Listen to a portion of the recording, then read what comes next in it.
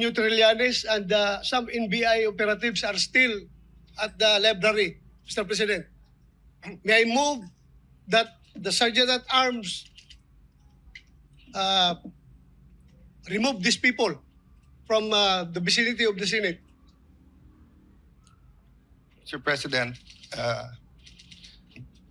dear colleagues, Senator Trillanes, as a former member of the Senate, is welcome in the Senate and will of course be given due courtesy unless he has He is part of the harassment, unless Mr. he is President. part of the harassment. So Kasama niya. you gave me that Siya answer. ang nagkuha sa Yes. NBI na harangin ako dito.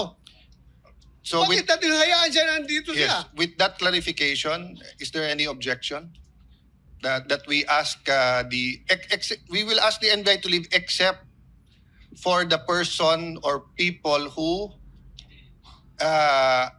assaulted you, because in my view, our legal should bring them for inquest because they were caught flagrante delicto assaulting a senator in our premises.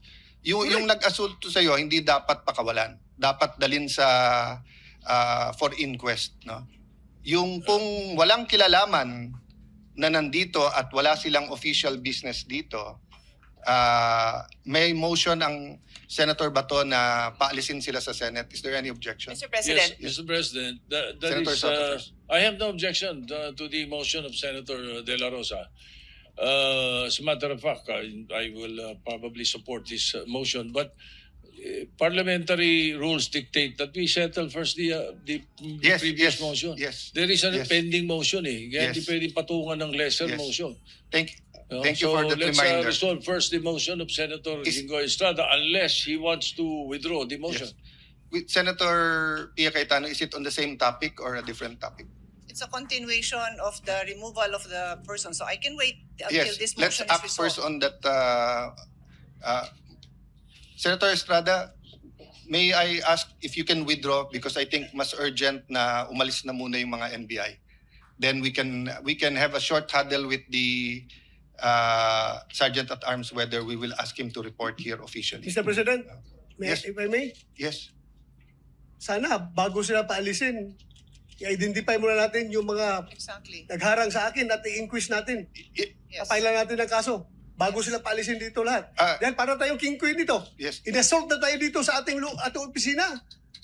Tapos walang mangyayari. Paalisin lang natin. We have to arrest them.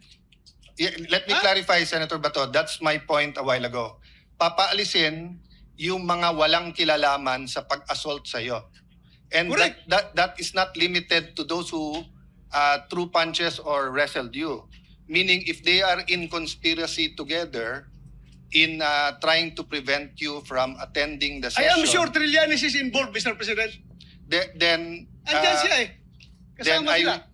my suggestion is to consult with the legal and to bring them for inquest.